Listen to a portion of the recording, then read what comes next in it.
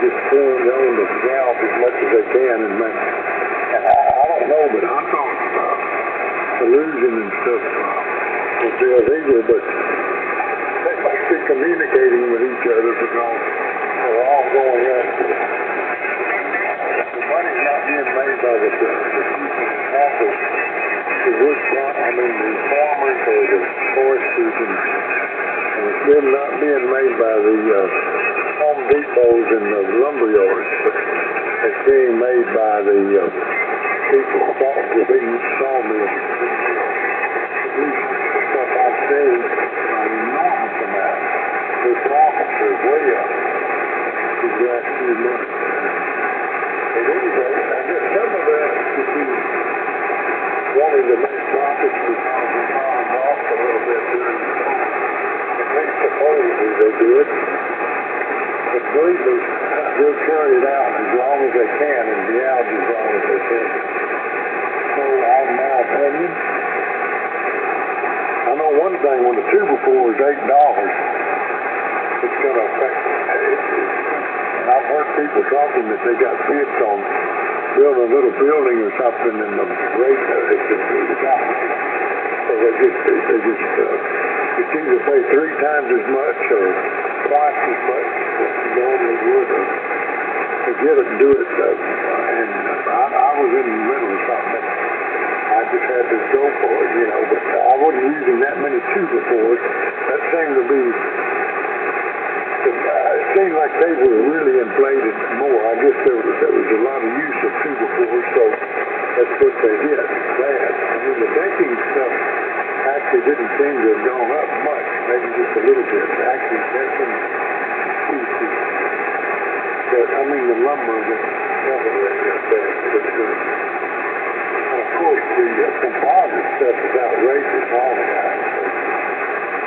The cheapest I could get was the plain standard gray was about $1 with a good wood deck, and the other colors were almost 3 cents. But they last longer. But I'm trying to keep this thing coated and it's partly on the roof. As old as I am, I think it'll probably last as long as I do it won't. I'm not going to worry about it. At any rate, that's my thoughts on that. I'm sure let's see, the signals are up and down. I'm hearing Mike okay. And then I'm hearing Larry and Rod very well. So I guess everything is good. We just have to live with it. I've got all the power I want, and I don't want to fool with a bunch of high power stuff myself. So I'm getting about 400 feet. Absolute peak envelope. That's it. You're driving to the edge when you do that, but I think that'll service you well enough. And I won't fall down anything. All right, over to W2CSI. This is N5 LXP. Okay, Reese, very good. You're in here pretty good. I put another filter in here just to make sure that I can keep getting in there with you, and so I did another filter, like you said, and I've got you for about F7, something like that, F6, and it comes and goes. It's just it is this time of year, and we can't do much about it other than just grin and bear it. And Larry, I wonder how 160 was going this morning. You might give us a 160 report. And let's see. Let me ask if there's anybody else that wants to get in. Anybody else want to get in? Whiskey to Charlie, Sugar, India. Hey, Chuck. Good morning. You got a nice signal here this morning. I will give it to you, and you will be giving it to Larry. Pretty sure. But that could change, but I think that's right. And so with that being said, I'll go ahead and give it to you, Chuck, and turn it around over there to Larry. Over.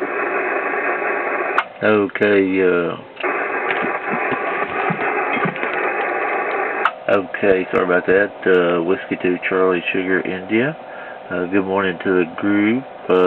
Listen a minute while I was getting the amp warmed up and the laptop going and coffee brewing. So I think I heard Reese, Lodge, Mike, and Larry. So good morning to you guys. And I think maybe Elijah jumped out. So Lodge, if you're still listening, I hope you have a good day.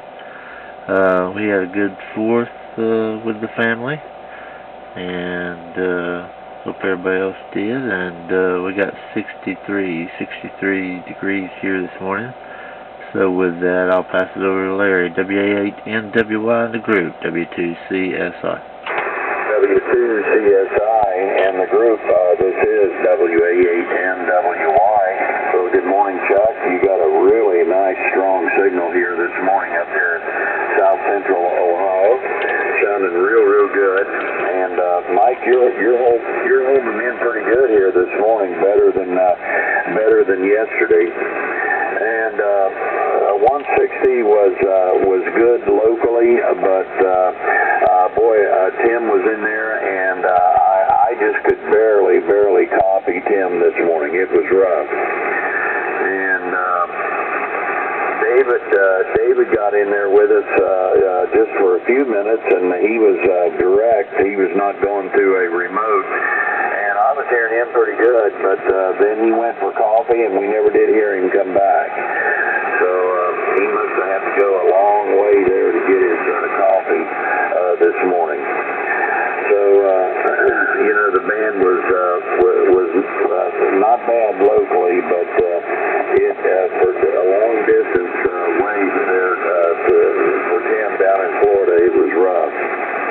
So it's just the way the band has been, and I think even some of the weather patterns are affecting the propagation.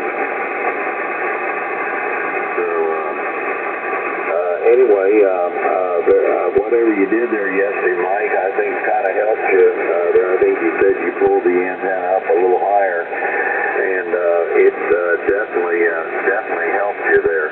I don't know how far down the antenna was sagging, but it's either that or it's just better propagation here this morning. Don't know really what to say on that. But K8OLB, if you're out there and you're listening, I just wanted to mention that I am on the ST890 this morning, so you'll get a chance to hear it there. And but I don't know if Ron is in there or not. I know a lot of times he gets up and listens in.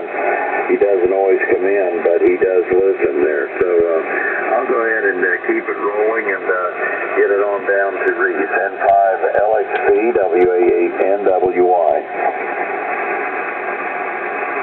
Yeah, okay, N5LXP. Boy, it comes around fast. Anyway, I was checking the phone. I didn't see anything on the radar anywhere close. Some stuff down around Florida. I guess that storm, I'll check that out. We come out through Florida. So yeah, I guess it'll be affecting Mike there quite a bit. Might even make it up here. But we're just getting enough showers on and off here to keep everything looking pretty good. And so that's good. When you got a lot of flowers and stuff out, you got to have rain or you got to water it, because they don't last long without water when it's hot in the summer. But this has really been a cool summer, really. We've had several fronts come in. This last one, it's petering out now, but it's like about 64 or 5 out there right now, which is still, it went down to about 58 or 9 yesterday morning, which is, man, for July, that is, and it was really, the daytime temperatures have been like really, well, that pleasant. I mean, you know, just in the lower 80s at the very highest and staying in the higher 70s in the morning. So, man, that's the hottest part of actually, that's the way I think that July here where we are is probably the overall hottest part of the summer. I think it can change a little, but it normally starts to taper off a little in August. Although one year it was unusual, it didn't do that. But I have seen it, it was really starting to get a lot of cooler in August. So where I came from, that wasn't the case. In Texas, down on the coast, it was August. And September was a brutal too, but August was probably the hottest. And a lot of times the breeze shut down a little bit, which made a big difference. At any rate, that's the story, and I'll keep it moving. And on the propagation, I guess it's probably working better than a lot of people predicted. I mean, I've heard predictions by supposedly people that know how to interpret the solar spots, solar storms and all that the last 4 or 5 years will practically be an almost non-existent communication, but it hadn't proven to be that bad, but it has been very spotty. Anyway, over to Mike. Yeah, you're coming through, and so propagation has a lot to do with it, but good working antenna is important too. So over to W2CSI, this is N5LXP. Okay, Reed, very good. That's the transmission all the way around. Anybody else want to join? Yeah, good morning, KQ4UN.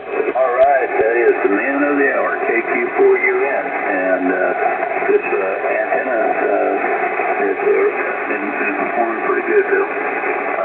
It's amazing when you put it, get it back up there where it's supposed to be. And appreciate you telling me to do that. And let's see, Chuck is in here, and so I'll give it to you, Bill, and then you give it to Chuck. W2CSI. I think I'm mangled the call sign, but anyway, forgive me for that, Chuck. Take it away, Bill. Yeah, okay. Oh, all right, W4TMC, KQ4UN. Okay, a 6 dB increase, and that's not counting the band conditions. Forget about the band conditions. Of course, that plays a heck of a part on the signal, man. Forget about the band conditions. That's a 6 dB increase, which is what, an S unit? You were averaging the last 2 weeks less than 15 over, and now it's 20 plus over. So, fan conditions in there, it'll go down to below 20, but you're averaging 20 plus. So, I give it 1 S unit or 6 dB increase. And now, what it takes, somebody knows what it takes, how much power to do that increase an S unit, but you've done it by going up another 20 feet or 25 feet. So, wow, definite improvement. And the band conditions don't have anything to do with my readings. Anyways, enough of all that. Everybody sounds good this morning, loud and clear.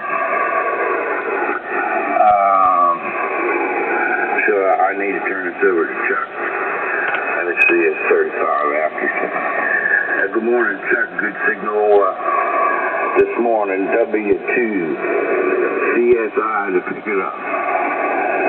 Take you in. Okay, good morning, Bill. Good to hear you this morning. Sounding great like always, 5.9 plus. And I was going to comment on Larry running that FT890. It's sounding real good this morning. Good, clean audio. Never had the 890, had the 840. And loved it. I still got it sitting over here on the shelf. Just need to stick it in the shop and get some quirks worked out of it. But I was thinking about hooking the 450D back up and operating it a little bit. Hadn't operated it in, I don't know, 8-10 months or something like that.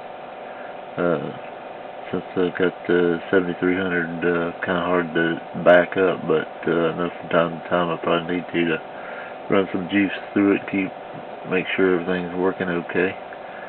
But good to be in here with you guys. We went out to eat last night with the wife and daughter and one of her friends. Then went over to Tusculum campus and watched some minor league baseball there. And they ended up winning 10-5, so that turned out real good.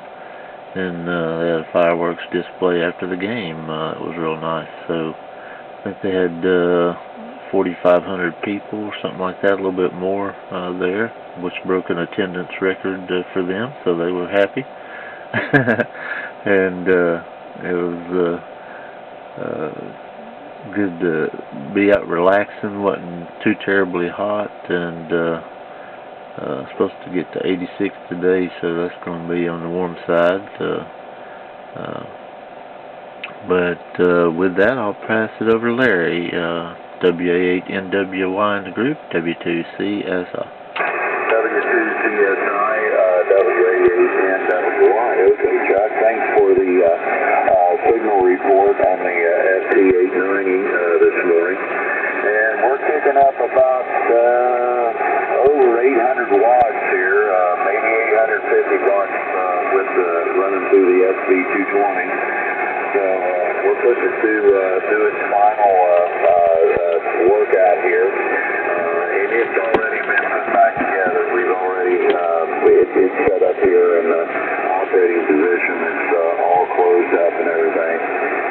So I think it'll make him a nice radio there. I think he'll do a real good job. And good morning to you, Bill. KQ4UN. You got a welcome signal up here this morning. Sounding real good. And I do think that helps Mike's signal strength, because I've been able to hear him all morning here, and it's an improvement over what's been going on here for the last several days.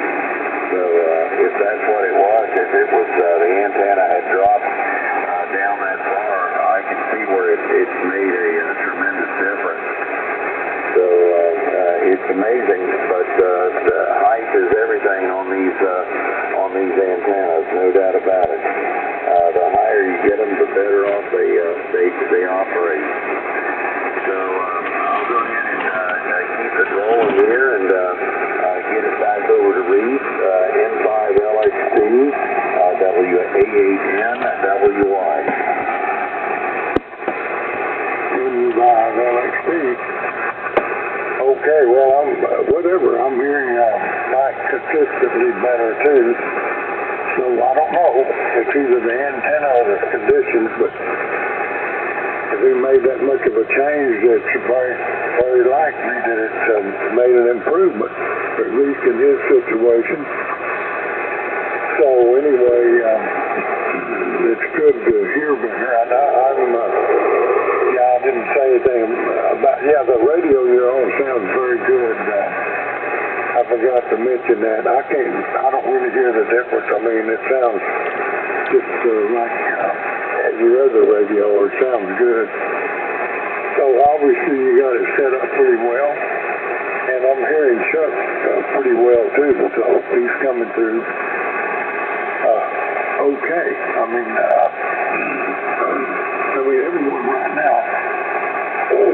there with my gargle in my throat.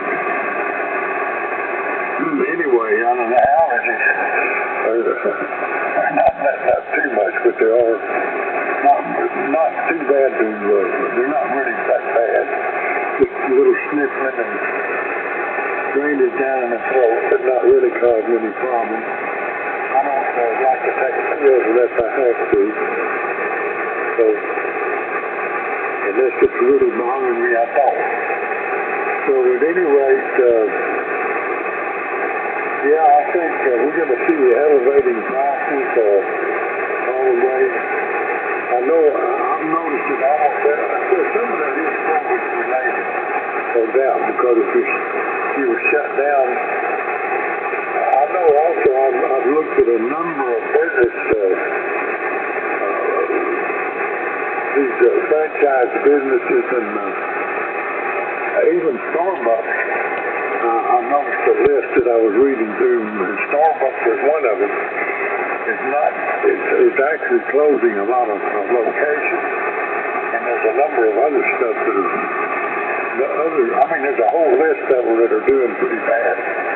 Frying gas, there's a hamburger joint.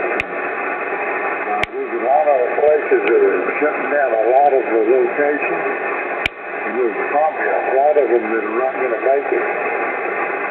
And in my opinion, some of them I never cared for anyway. One of them is Starbucks. These people that go pay a fortune for a cup of coffee, and I don't like the guy that operates the place anyway. But so I just assume that, whatever. I don't have much care for him. At any rate, there's a whole list of a lot of places, even like Burger King, they say are suffering somewhat in their closing locations. There's just a big list of them. Some of them surprisingly, Applebee's down the list. So it took a hit, and the people that were probably not doing the greatest anyway, it really affected big time. So keeping things out and down was a good way to shut down business, that's for sure. And I keep looking at Sweden. I look all the time on there's a worldwide map put out by the Johns Hopkins University that keeps track of all the COVID stuff around the world, listed by country. And you remember Sweden never did the lockdowns or anything. And they're right there with the Netherlands, and they did, and they didn't, their percentage of their death rate and all that stuff, it's right in line with everyone else. And so they didn't, I'm not saying they did nothing, but they didn't do all the drastic stuff. And it actually is running right with, in fact, better than a lot of places over there, but definitely not any worse. So that tells me that a lot of it, that's an indication that things were probably elevated because, they were exaggerated to some extent, quite a bit. And I know right here, I've monitored it, and out of 145,000, 50,000 here in Clark County, only 198 deaths over the year and several months. And that is less than 0.1%. I calculated that right. Now the actual people logged down as having it, about 10% supposedly has contacted the virus. But even that could be in error because of the fact that the way they were providing more money to hospitals for people diagnosed with it. So whether it's right or wrong, the death rate that's extremely low for a pandemic. And I've looked at my hometown county, and only 25 people was dying. Of course, it's a smaller population, but it's way less than 1%. That tells me that it wasn't as it. It's a lot of people saying, I admit, for someone with the right medical conditions, it could be bad, but for the average population, it wasn't. But anyway, that's my observations. I'll pass it on to W2CSI to take it, N5LXP. Okay, Reese, very good. Really good, good transmission, you know, considering the way the band is working. And so that's good. And I will go ahead and pass it on down to Bill. And we'll continue to watch it, Bill. Thank you for you and the group. And really glad to hear Chuck in here this morning. Thank you for you and the group. Take it away. Well, I'm glad you mentioned Chuck. I wrote Chuck's call down, and I didn't put that little a mark there. Gee whiz. Well, anyways, that rig you got sounding good, W4TMC KQ4 unit. That rig is where it's supposed to be at, Larry. So, and if you want to increase the audio quality, whoever gets it, they need to put a desk mic on it or something that's got a little more range. But it sounds like you, and you can't get any better than that for a hand mic. So it sounds good. The conditions are bad. Propagation is not very good. But you're loud and clear, and the audio sounds like Larry. So wow. For a hand mic, don't get no better than that. He's talking about the lumber reef. There's 5 major companies. The retailers, they're not to blame. And even some logging outfits, they're not to blame. It's the 5 major lumber producers. The one major one down here is Georgia Pacific. They're the ones that, if you look at the stock market, it has increased profits by outrageous prices. And that's where it's all come from. And coal don't have anything to do with it. What has more to do with that, the same as gasoline prices, is greed. This country's riddled with it. Anyways, yeah, the gas prices, holy smokes. Well, whether there's COVID or whether there's a hurricane or whether there's a tornado, it doesn't matter. Ever since the 80s,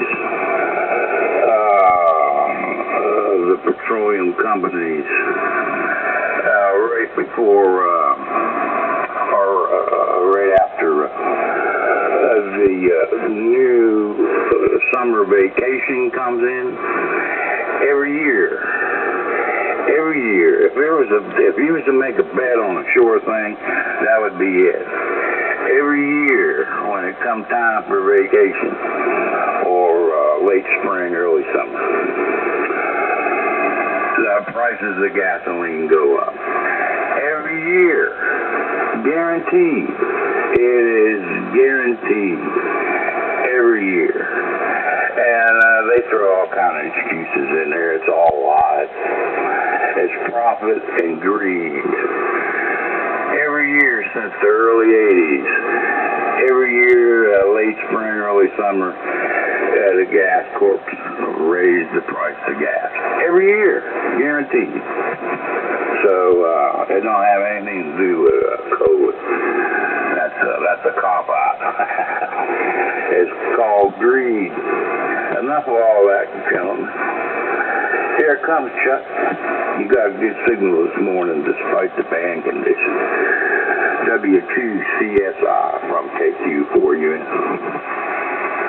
Okay, real good. Yeah, good to be in here with you guys this morning. I take a week off for 4th of July week every year, and this is the week, so I'll try my best to be in here every morning this week and rattle y'all's chain and see what y'all been up to there. And maybe next go around, Bill, you can let me know what equipment you run. I don't know if I've ever heard. I like to write down what everybody's running from time to time there, and us being so close, definitely good to see that nice signal in here. And yeah, I've been wanting to raise my dipoles and actually move them because the offset center fed dipole that I use for 40 and 80 and 17. It'll also work on 10 and 6 and 20. Is real close to the house. I've been wanting to move it away from the house and just trying to decide how to do that. If I go up the mountain, I'll be in the woods, and so I'm kind of limited on which way I might be able to go. But if I go toward the northwest, I got height limitations from limit of trees. Not many trees that way. All the way to the father-in-law's into his property, but then like I don't know, 175, 200 yards is where our property starts out there, where our little fishing cabin, little 2-bedroom cabin is. And I do have a couple of trees there in the yard with the cabin, and then we got 3 acres that runs up the mountain. So I thought about going up the mountain and stringing one up there in the woods up there. Just hadn't decided about running the coax down. That depending on how far I went, might be 300, 400, 500 feet. So how much that might affect signal output or wattage output, but it would definitely be interesting to see how much the height difference makes for sure. I'm at the lowest point of the property besides the property that we have that joins the French Broad River. Father-in-law's property and our property's got some river frontage, and now that property is probably 40, 50 feet lower than where I'm at right now, but I've never strung any antennas up down there or anything. I thought about just moving the hex beam up on some of the higher property and doing a little test to see how much of a difference it makes, which I'm surrounded by mountains on 3 sides. I don't know if I've told y'all that. If I have, it's been a while, I'd say. So I got an opening to my southeast and an opening to my northwest. But the rest of me's got some pretty big mountains pretty close. So be interesting to see if I went up on the mountain what took place there. So I might have to do a little experiment one weekend or something and see what happens signal wise, and be interesting to check out some different layouts of antennas and stuff too. So with that, we'll pass it over to Larry, WA8NWY in the group, W2CSI. W2CSI in the group. This is WA8NWY. Well, it's your signal is holding up really, really good up here, Chuck. You're very strong, and the band, the band has a little bit of QSB on it today, but it's not bad. It's not bad, and everybody's signal's been holding up real well. Yesterday morning, I got in here a little hooked up with another station.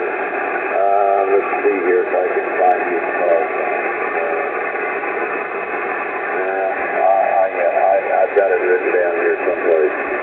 It's KN4NUF. He was in Winchester, Tennessee, and he was using a off-center fed at that time, and then he had an inverted V, and he said the off-center fed seemed to be outperforming the inverted V. But he said he would have thought that it had been a little different. But I asked him, I said, well, what's the height difference? And he had the height of the off-center fed a lot higher than the inverted V. And I said, that is probably the difference you're seeing there. Is you need to get that apex as high as possible, and then make sure that the legs of the inverted V comes down at 45-degree angles. And I said, you can watch that if you have an analyzer. When you get that condition, you'll see pretty much close to 50 ohms impedance on that antenna. And when you get all that right, that antenna will perform. But I said the higher the better. And I said, if you can get the apex up at least 60 feet, that'll be a performing antenna also. So anyway, the height makes a big difference. And I think Mike is on the bazooka, the double bazooka there, and so pulling that thing up as high as you can get it is going to make a tremendous difference, because the impedance, closer you get that impedance to 50 ohms, the better your antenna is going to be. Well, I'm going to say 73s on this one. I got the 758 here, and I'll go ahead and get it on over to Reese, and I'll listen out. Everyone have a great day today, and take care. N5LXB, WA8NWI. Okay, N5LXP, so we're on less than 2 minutes now, so I won't bloviate too long. Yeah, well, everyone have a good day, and we had a good get-together last night down at the end of the street. Fireworks and all, good food, and got to talk to some people a little bit. And anyway, that's the status of the situation here.